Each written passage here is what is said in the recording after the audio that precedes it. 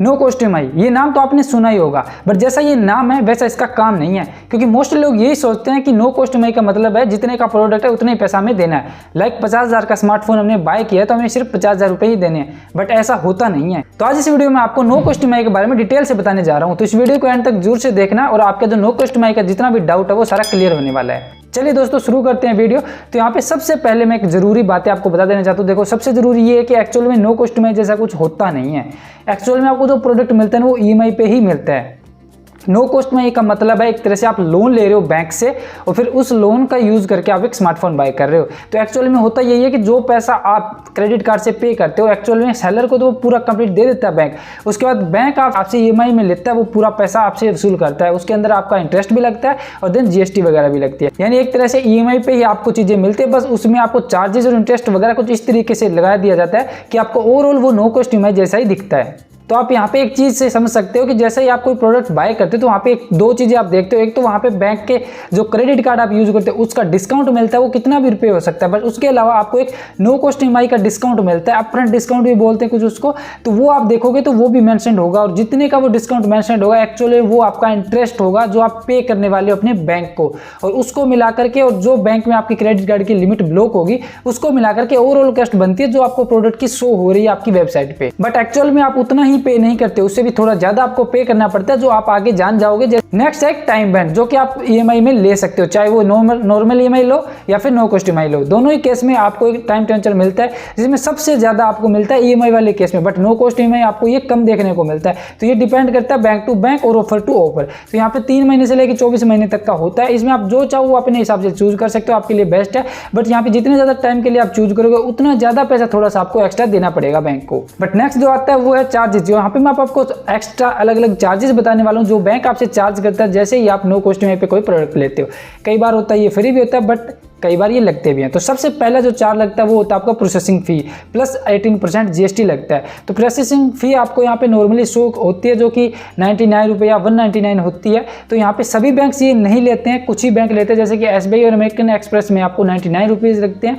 और इसके अलावा अगर कोटक महिंद्रा, IRBL बैंक और ICICI, HDFC या अमेजन पे ICICI आप क्रेडिट कार्ड यूज करते हो उसमें आपको 199 रुपीज़ लगते हैं, प्लस 18% GST ऐड कर लेना, उतना लगता है आपका एक बार का प्रोसेसिंग फी आप कोई भी प्रोडक्ट बाय करते हो। तो बाकी जो बैंक अभी उनमें ये चार्ज नहीं लग रहा है, मे भी हो सकता है इन फ्यूचर वो लगा ले, क्योंकि जैसे कि पता है पहले SBI में नहीं लगता था लेकिन अभी कुछ टाइम पहले इन्होंने ये शुरू किया है।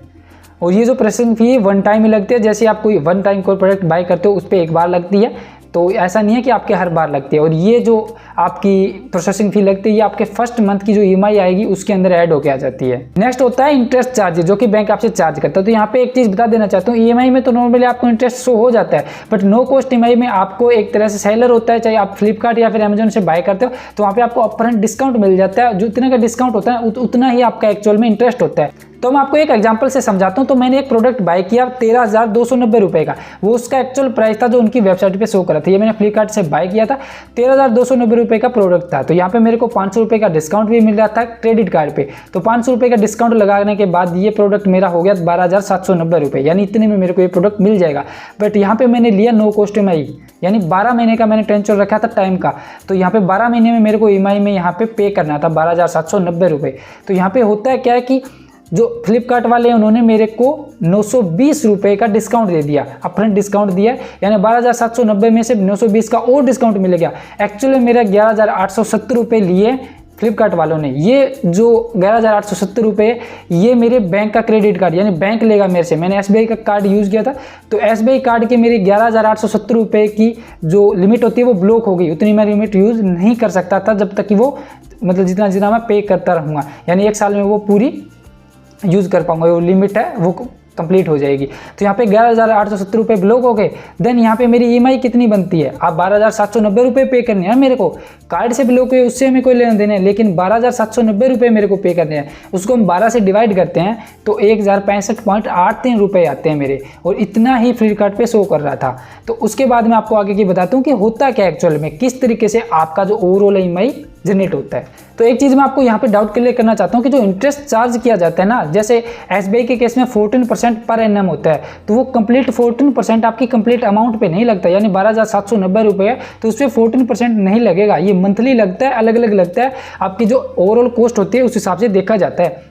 तो इस चीज़ को देखने के लिए आप एक चीज़ कर सकते हो, यहाँ पे एक वेबसाइट है पे मैट्रिक्स, यहाँ पे जाके आप चेक कर सकते हो। तो यहाँ पे मैं लोन अमाउंट फिल कर देता हूँ। जैसे कि हमारी लोन अमाउंट है 11,870 रुपये, क्योंकि हमने बैंक से 11,870 रुपये लोन लिया और उस पर हम इंटरेस्ट पे करके कंप्लीट करेंगे, जो कि ओवरऑल 12,790 रुपये ही होते हैं जो कि हमें देने एक्चुअल में। तो 11,870 रुपये, देन आपको यहाँ पे इंटरेस्ट लगता है 14% पर एनम का, और जो हमने टेन्योर लिया है वो है 12 मंथ्स का। तो यहाँ पे आप देख सकते हैं EMI हमारी आ गई है 1,065.77 रुपीज़, जो कि एक्चुअल में हमारी वेबसाइट पे शो हो रही थी फ्लिपकार्ट पे, और इंटरेस्ट पेएबल है 919.24, और वहाँ पे हमें 920 रुपये का डिस्काउंट मिला, जो कि यहाँ पे इंटरेस्ट दिखाया गया। टोटल पेएबल अमाउंट है 12,790 रुपये। तो अब यहाँ पे आप समझ सकते हो, यहाँ पे अगर आप नेक्स्ट निकालोगे ना, पूरी डिटेल दे देगा ये आपको 12 महीने की किस तरीके से आपकी EMI बनने वाली है। EMI यहाँ पे प्रिंसिपल अमाउंट है, उसके बाद इंटरेस्ट है।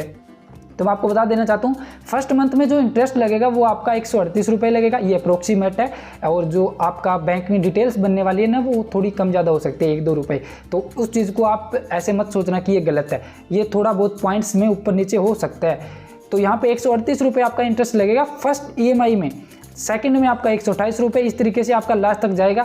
जब आप लास्ट EMI आपकी आएगी ना, तो उसके अंदर आपका सिर्फ जो इंटरेस्ट पे करना होगा वो सिर्फ 12 रुपये होगा। और यहाँ पे ओवरऑल आप देखोगे तो यहाँ पे टोटल पेमेंट है ना, दोनों को मिला के, इंटरेस्ट की और प्रिंसिपल की, तो यहाँ पे हर महीने में आपको 1,066 रुपये पे करने हैं। बट ऐसा नहीं है कि आप सिर्फ 1,066 रुपये ही पे करोगे, जैसा कि आपको आपका जो फ्लिपकार्ट पे यहाँ पे शो करते हैं कि 1,065 या 66 रुपये की आपकी EMI आएगी, बट एक्चुअल में ऐसा होता नहीं है। आपकी EMI उससे थोड़ा सा ज़्यादा आती है। फर्स्ट EMI में तो आपका 99 प्लस में 18% GST आपकी प्रोसेसिंग फ़ी आती है, वो तो लगे ही लगेगी। बट एक चीज़ और है, 18% GST आपकी इंटरेस्ट पे भी लगती है। तो ये जितना भी आपका इंटरेस्ट है ना हर महीने, इस पर 18% GST लग के भी आता है, यानी 138 रुपये फर्स्ट मंथ में आपका इंटरेस्ट। तो इस पर 18% और लगा लो, उतना EMI मतलब उतना ऐड कर लो आप अपने टोटल पेमेंट में, यानी 1,066 में उतना ऐड करोगे तो आपका ओवरऑल वो उतना फर्स्ट EMI बनेगा। तो यहाँ पे फर्स्ट EMI आपका बनेगा, मैं आपको बता देता हूँ कितना आएगा।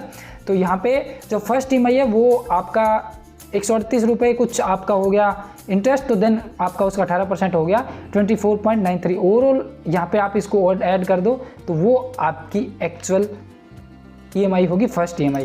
तो कुछ इस तरीके से ये काम करता है। तो अब ओवरऑल आप एक चीज़ देखो, यहाँ पे इंटरेस्ट है ना, ये इस पूरे इंटरेस्ट को आप ऐड करोगे ना तो ये 920 रुपये ही होगा। आप समझ रहे हो? तो यहाँ पे एक्स्ट्रा चार्जेस क्या लगते हैं, एक तो आपका लगता है प्रोसेसिंग फ़ी प्लस में 18% GST, नेक्स्ट है GST ऑन इंटरेस्ट जो आप पे करते हो। तो यहाँ पे इंटरेस्ट है आपको, जैसे कि डिस्काउंट मिला था 920 रुपये, तो उस पर 18% GST निकाल लो, उतना आपका लगता है। मैं आपको बता देता हूँ कितना, तो 166 रुपये के आसपास। तो अब मैं आपको ओवरऑल कॉस्ट बताऊँ, अभी निकालते हैं, कैलकुलेटर लेते हैं हम फटाफट। हमारा कैलकुलेटर निकाल लिया हमने। तो यहाँ पे 12,790 रुपये का हमारा प्रोडक्ट था जितना हमें पे करना था, प्लस में इसमें 99 आपको प्रोसेसिंग फ़ी, प्लस में 18% आपकी क्या लगेगी GST, तो उसका हो जाता है 116.82 रुपये।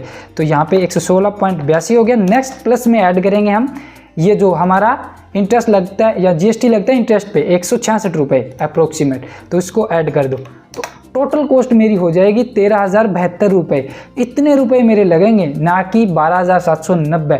तो ये थोड़ा कम अमाउंट है, ऐसा नहीं बहुत ज़्यादा है, बट ये चीज़ आपको पता होनी चाहिए। आप प्रोडक्ट बाय करने जा रहे हो तो एटलीस्ट आपको नो कॉस्ट EMI के बारे में डिटेल से पता हो। तो ओवरऑल कॉस्ट ये रहेगी। आगे से आप जब भी नो कॉस्ट EMI बाय करो, अगर आपको टोटल कॉस्ट जाननी है, आपको एक चीज़ करनी है, जितने का आपका प्रोडक्ट है उतना तो आपको देना ही है, प्लस में आपको 99 प्लस में उसमें 18% GST वो ऐड कर लो। नेक्स्ट आपको क्या करना है, आपको जितना उसमें नो कॉस्ट EMI का डिस्काउंट शो हो रहा है ना, उस पर आपको 18% GST निकाल लेना है। उसका 18% जितना होता है आप उसको और ऐड कर लो, वो आपकी ओवरऑल टोटल कॉस्ट निकलती है नो कॉस्ट EMI वाले केस में।